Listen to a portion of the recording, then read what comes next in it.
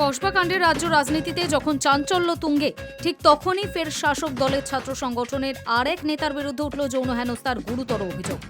অভিযুক্ত সৌভিক রায় টিএমসিপির রাজ্য সহ সভাপতি। অভিযোগ, কলেজ পড়ুয়াদের জোর করে প্যান্ট খুলে যৌনাঙ্গ দেখাতে বাধ্য করতেন তিনি। এমনকি র্যাগিংয়ের সেই দৃশ্য ক্যামেরা বন্দি করে রাখার অভিযোগও উঠেছে। অভিযোগ এনেছে বামপন্থী ছাত্র সংগঠন এসএফআই। তাদের দাবি, হাওড়ার নরসিংহ কলেজে পড়ুয়াদের ওপর দীর্ঘদিন ধরে শারীরিক ও মানসিক নির্যাতন চালাতেন সৌভিক রায়।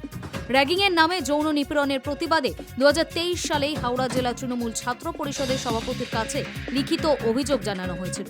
একই চিঠির কপি পাঠানো হয় টিএমসিপির রাজ্য সভাপতি তৃণাঙ্কুর ভট্টাচার্য, ব্যাটরা থানা ও অ্যান্টি র্যাগিং কমিশনের কাছে। তবু এখনো পর্যন্ত সৌভিকের বিরুদ্ধে কোনো শাস্তিমূলক ব্যবস্থা নেওয়া হয়নি বলেই অভিযোগ। কসবা কাণ্ডের আবহে সম্প্রতি এক প্রাক্তন ছাত্র একটি বেসরকারি টেলিভিশন চ্যানেলকে দেওয়া সাক্ষাৎকারে বিস্ফোরক অভিযোগে বলেন, রাত 8টার পর ইউনিয়ন রুমে থাকতে বলা হতো। তখন সৌভিকদা প্যান্ট খুলতে বলতো, আমাদের যৌনাঙ্গ দেখত, কখনো ভিডিও করত, কখনো ছ্যাঁকা দিত বা প্যান্টে জল ঢেলে দিত। প্রতি বছর নতুন ছাত্রদের সঙ্গে এমন করত।